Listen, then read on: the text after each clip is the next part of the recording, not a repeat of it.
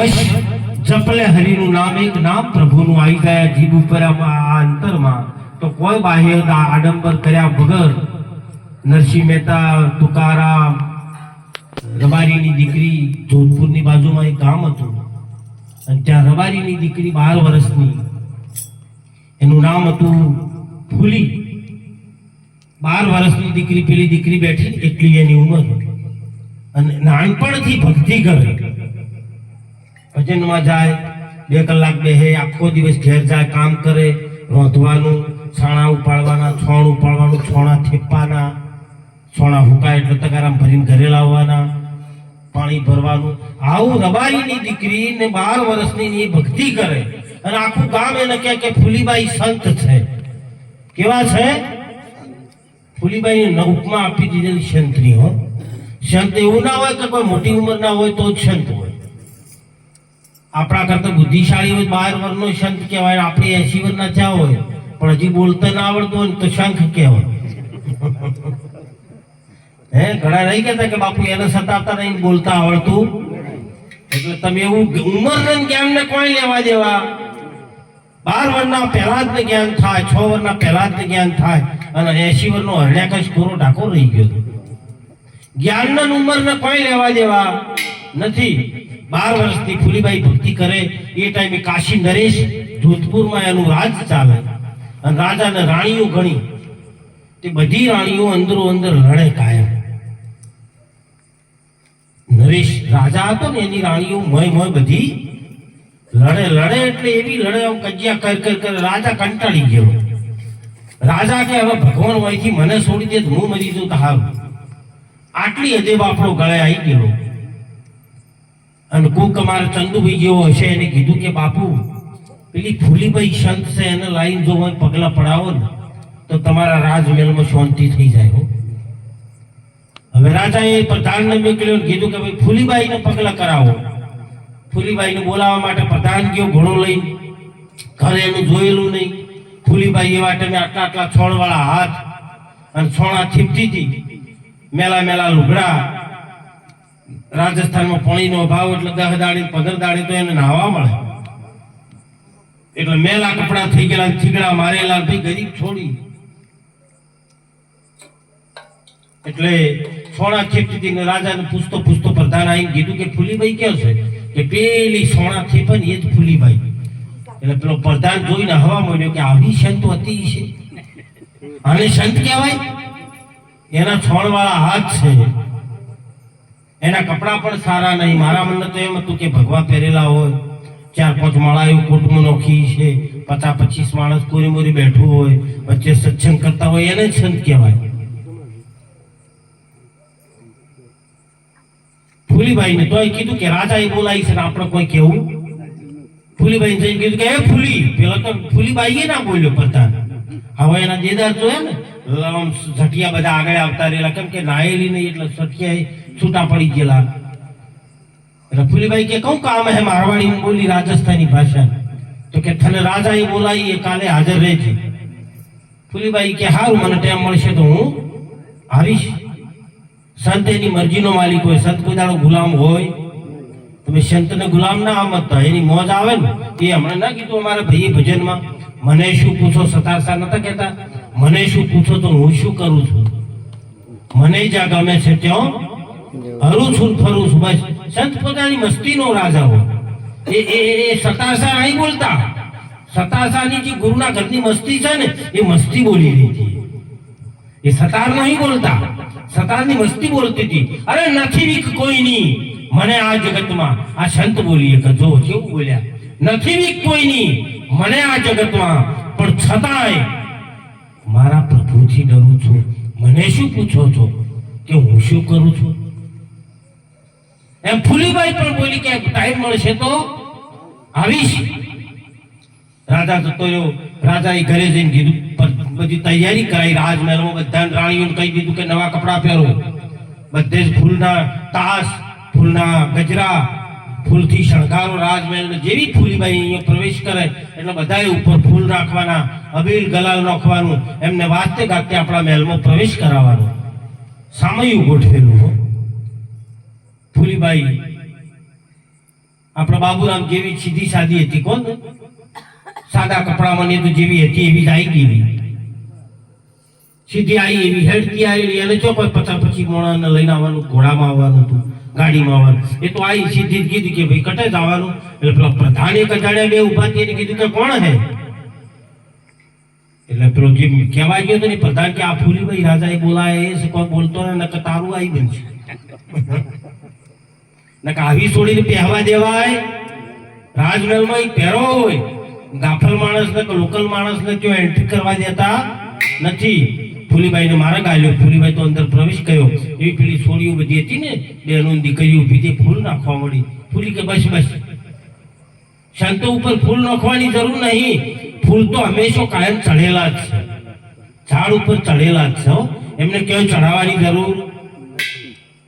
સંતોનું જીવન ફૂલ જેવું છે. ફૂલીબાઈને વાત કાઢતે અંદર એન્ટ્રી કરી. બધી રાણીઓ હતી, એ અંદર જે રાણીઓના મહેલમાં જે રાણીઓના કક્ષમાં ગઈ.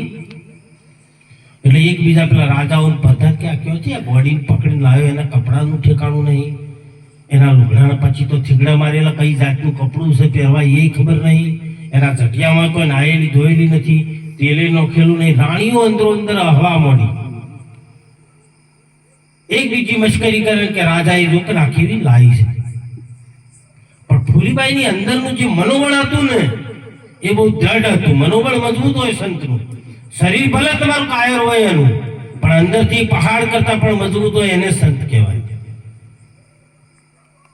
ફૂલીબાઈ અંદર જે રાણીઓ એકબીજાની મશ્કરી કરે છે, ઠઠ્ઠા કરે છે, હાથ તાળી લઈ લઈને એમને હસી ઉડાડે છે. એટલે રાણીઓને કોઈ આ વાતની ખબર હોય? જે સંતોને શું સંત શું છે ને એ તો રાણીઓને ના ખબર હોય, રાજા જાણતો હતો. જેને કપૂતીમાં મોડ્યા હોય કાન સંગત એને શું કરે? મરી અને કપૂર બે ભેગા રહે છે ગોધીડાના આઠ. મરીનું મરીપણું ન જાય અને ના આવે કપૂર વાળી વાત સંગત એને. મુલતાન દેશની માટી મગાવો, એના મૂળિયા જો તમે દાટી, ઉપર કંકુન કસ્તુરી સટ્ટાઓ પણ ઓબલી ખાટીને. આ એમ ઉતરેલો નુગરો ને જે રીહકાળ હોય ને મરી જાય પણ એનાથી રી ના જાય. હા, નુગરો હોય ને કોઈ દાડો તમારે ગમે એટલા ગુરુ કરાવે તો એ ગુરુ ને ફસાવે. ઘણા ગુરુ કરે ને ફસાવા કરે. અમારા મને એમ કાઢી એને બહાર કાઢા પડી, એ અમને ઉલાડી નો. એટલે ગુરુ કરવા તો જોઈન કરવા, અને 60 વર્ષ પછી કોઈને ગુરુ થવું નહીં. કેમ કે 4 ચાહડા બાચી ખોટું ટાપાટીલું કરીને ખોટો મરી જાય, નોમ આપણું આવે. મરવા પડે તાળ કર્યું મેળાવડા, પછી મરવા પડે ને તાળ સવારે કહ્યું કે મરવા પડ્યો તાળ કર્યો મેળાવડો. સાસુ સસરા ને સાળી જો દુનિયા જાય હાલી, સૌને માયા બહુ. એટલે જોઈ વિચારીને ગુરુ કરજો. તારે બહુ રાફડો ફાટ્યો છે. ફૂલીબાઈ જેવી અંદર આવી એટલે ફૂલીબાઈને જોઈ રાણીઓ મશ્કરીઓ કરવા માંડી બધી, કે આ ગમાર ને કટેથી લાવી, આના લુગડાનું ઠેકાણું નહીં, ઓના મોંથી કેટલી બદબુ મારે છે. પેલી તો મોઘા મોઘા અંતરો છોટ્યા હતા રાણીઓ. તો મેદી મૂકેલા હાથ હતા એમને, મોને તો મેદી બેદી કોઈ સણવાળા હાથ હતા. સંત કોઈ દાડો બહાર શણગાર નહીં કરે, એનો શણગાર તો અંદર આત્મામાંથી એને એક સુગંધ આપતી હોય. એના આ શણગારની જરૂર હોતી, એ અંદરથી એક સુગંધ લેતો હોય છે. એનો બહારની સુગંધ કોઈ લેવા દેવા. જેવા રાણીઓ હવા માંડી એટલે ફૂલીબાઈ થી ના રહેવરાણું. ફૂલીબાઈએ ત્યાં એમને હતી જોઈને ફૂલીબાઈ એક પદ બોલ્યા એમની મારવાડી ભાષામાં. રબારીની દીકરી હતી, મારવાડી ભાષા હતી. મારવાડી ભાષામાં એને એક કીધું ફૂલીબાઈએ આ રાણીઓનો કે ગહનો ગાંઠો તંદરી શોભા, ગહનો ગાંઠો તંદરી શોભા, કાયા કાચો ભાંડો. શું કે છે ફૂલીબાઈ? કે આ ઘરેણા પહેર્યા છે ને, દાગીના પહેર્યા છે ને રાણીઓ કે ગહનો ગાંઠો એ આ તંદરી શોભા, આ શરીરની શોભા છે. ગહનો ગાંઠો તંદરી શોભા, કાયા કાચો ભાંડો.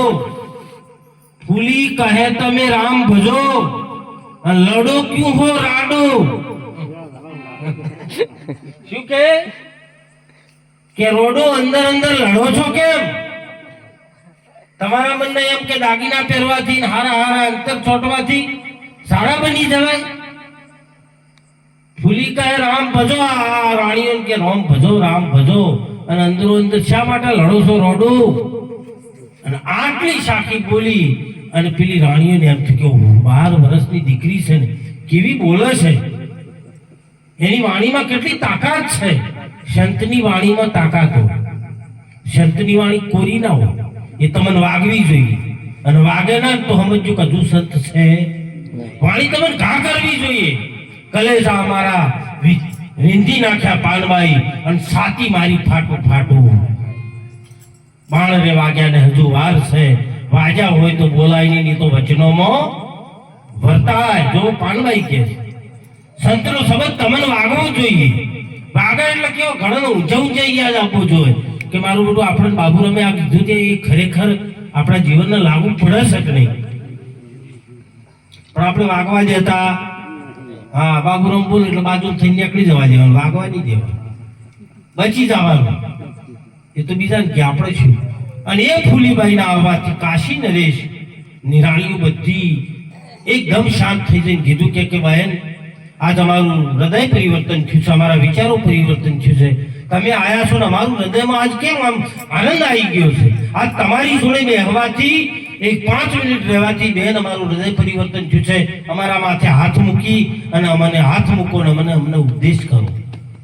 અને કાશી નરેશ અને એની બધી રાણીઓએ ફૂલીબાઈ 12 વર્ષની રબારીની દીકરી જોડેથી ઉપદેશ લઈ અને એને સંત ગુરુ તરીકે ધારણ કર્યા અને એમનું જીવન પુલકિત કર્યું, એમનું જીવન ઉદ્ધાર કરી નાખ્યો. વિચાર કરો. લો હવે રબારી જાતિઓમાં નથી આવતી, સંતમાં કોઈ જાતિ આવે? જાતિ અને ભ્રાંતિ નહીં હરિદાસ દેશમાં. જાતિ તો આપણે હગું કરવા જવું હોય તો એ જોવે, બાકી બીજે ચોય જરૂર. હવે તો સરકારે બધું ગાડી નાખ્યું છે. આંબેડકરે જે કર્યું છે ને એ બધું બરોબર કર્યું છે. એમાંથી બહાર આવવાની જરૂર છે. નીકળશે. અને હજુ આપણે બધા મહેનત કરીએ છીએ પણ થોડો ટાઈમ લાગશે. પણ સમજીને રહેવાનું છે. કૂતરાની ચાટમાં ગમે એટલી એકતા થઈ જાય પણ કૂતરાની ચાટમાં આપણે ખાવા બેહાય. હા, એમાં સમજી જાય.